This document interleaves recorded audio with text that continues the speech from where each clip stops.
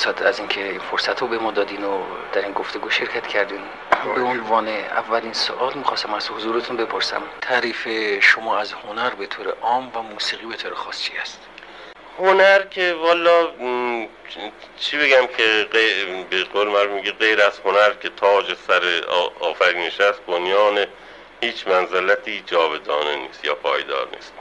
به هر حال هنر یک پدیده‌ای هست، چیزی هست که انسان‌ها بهش احتیاج دارن. اون بشر اولیه هم که زندگی میکرده کم کم کم کم سعی کرده از وسایلی که استفاده میکنه از چیزهای هنر یه مقداری دخالت بده در کاراش. همونطور که میبینیم خب موسیقی که دیگه به نظر من یعنی زندگی بدون موسیقی برای من مفهومی نداره. من 50 سال الان دارم ساز میزنم، اگر هرچی عمر کنم تا آخرش محاله که به هر حال دست از سر این ساز بردارم و اینه که در زندگیم خیلی مهمه موسیقی.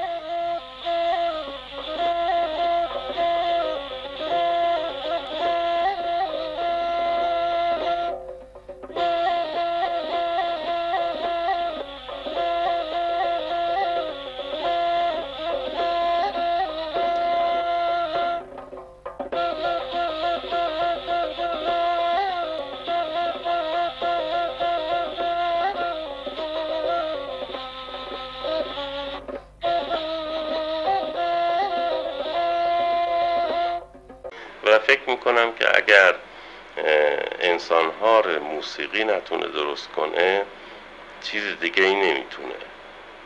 من رو خودم تجربه کردم، بسیار آدم از نظر روحی حساس میشه. من هیچ وقت خشونت اصلا گرایش نداشتم، همیشه چیزایی که ممکنه برای دیگران بی تفاوت از مقابلش بگذارن برای من مسئله است. مثلا اگه 2 نفر تو خیابون دعوا کنن من شدیداً ناراحت میشم، چون فکر میکنم که اون موسیقی هست که روح آدم لطیف میکنه که آدم زیبایی های زندگی رو بهتر ببینه، همش دلش بخواد که زیبایی ببینه نه که بدی های زندگی ببینه. به هر حال برای من خیلی موسیقی نقش عمده‌ای بازی میکنه.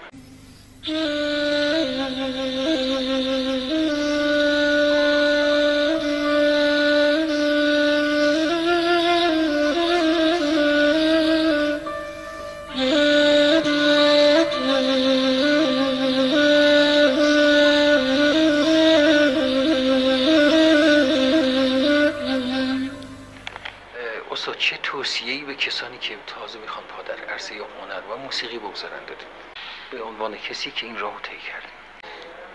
من عقیدم اینه که اگر واقعا به موسیقی علاقه دارن باید که نهایت سعی و تلاش خودشونه بکنن، برای که این فرهنگ ماست. ما باید که فرهنگ خودمونه روز به روز تقویت کنیم و اگر میتونیم خب به کسانی دیگه هم که به کشور خارج هم نشون بدیم اینا.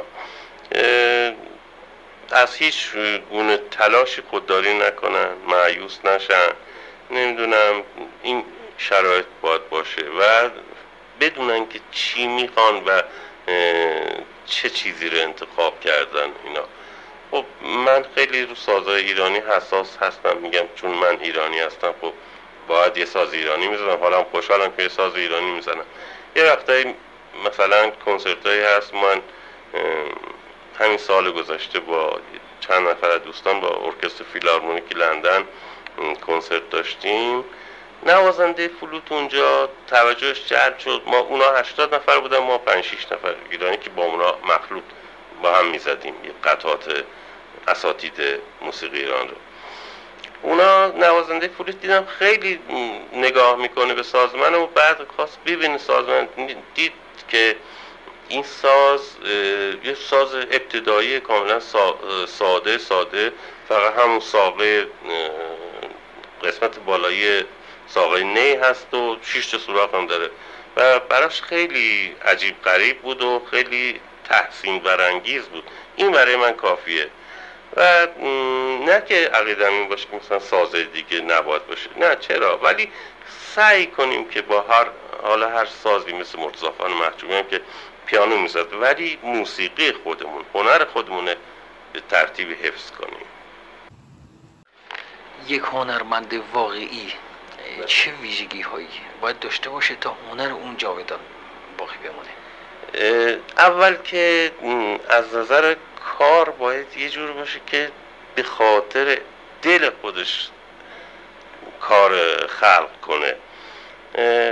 به طور مثال میتونم عرض کنم که مثلا کارهایی که هنرمندانی مثل مرحوم مرتضی خان محجوبی، مرحوم روح الله خالقی یا بقیه این اساتید گذشته، مرحوم صبا، اینا کردن، اینا هیچ وقت برای این نبوده که این اثرشون آنی تبدیل به پول کنن، به خاطر دلشون ساختند و در نتیجه میبینیم که هم شاعرش همینطور فکر میکرده، هم خواننده همینطور فکر میکرده و کارها جاودانه هست و هنوزم که آدم بعد از 40 سال 50 سال میشنوه میبینه تازه است و قشنگ و زیبا هست. اینی که در وهله اول برای دلش بسازه، برای خودش بسازه و در ثانی به اون هنری که داره، به اون سازی که میزنه یا به اون کاری که داره ارج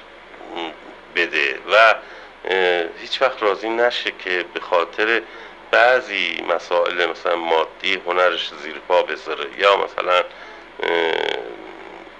به قول خود قدیمی ها که ما میگفتن سعی کن که مطرب نشی، یعنی خب آدم هنرش به معرض فروش نگذاره. این عقیده من هست. و ویژگی یک اثر ممتاز هنری چیست؟ ولی ویژگیش همون که از دل بلند شده باشه، شعر خوب، سه چهار تا عامل مهم هست برای موندگاری یک اثر هنری. یکی خود آهنگ خوب، خواننده خوب، شعر خوب و ارکستر خوب. میبینیم که خب مرحوم پیرنیا که مؤسس برنامه گلها بودن به این سه چهار تا مسئله خیلی توجه داشتن. من یادم میاد که خب خیلی جوان بودم که به دعوت مرحوم خالقی رفتم رادیو، 17 سالم بود اون زمان. با مرحوم پیرنیا که آشنا شدن، حتی ایشون مثلا نظر منم احترام قائل بود برای نظر منم، از منم میپرسه و من یادمه که ایشون هر کاری که در رادیو ضبط میشد در برنامه گلها، دوستان هنرشناسی داشت که میمدن اونجا به دیدنش و این کار رو برای اونا میذاشت، نظر اونا رو میخواست، اگر اونا میپسندیدن کار قبول میکرد و به هر حال برنامهش میکرد، اگر نمیپسند که هیچ. و اینکه کار خوب، یعنی به نظر من یعنی آهنگ خوب، شعر خوب، خواننده خوب و نوازنده خوب، ارکستر خوب.